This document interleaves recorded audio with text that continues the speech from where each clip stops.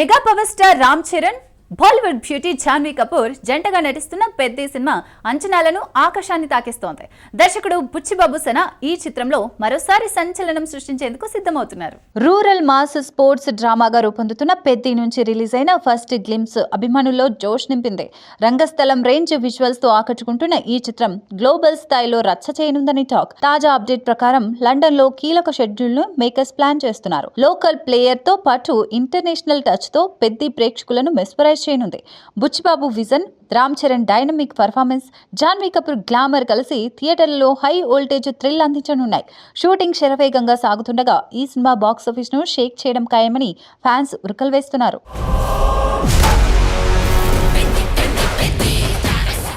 Natural star Nani నటించిన hit 3 cinema box office ను షేక్ చేస్తోంది. యంగ్ డైరెక్టర్ శైలేష్ కొలను తెరకెక్కించిన ఈ సస్పెన్స్ యాక్షన్ థ్రిల్లర్ అభిమానులను ఉర్రూతలెగిస్తూ రికార్డుల వేటలో దూసుకెళ్తోంది. హిట్ సిరీస్ లో భాగంగా వచ్చిన హిట్ 3 నాని కెరీర్ లో బిగ్గెస్ట్ ఓపెనింగ్ సాధిస్తోంది.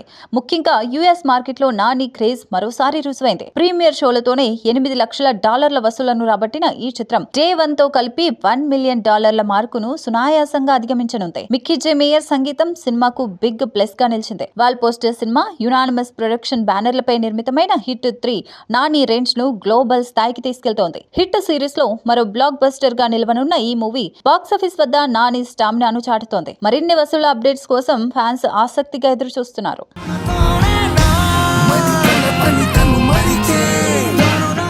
స్టార్ హీరోల సరసన నటించి అలరించిన నివేదా థామస్ ఇప్పుడు సినిమాల ఎంపికలో జాగ్రత్తగా అడుగులు వేస్తోంది.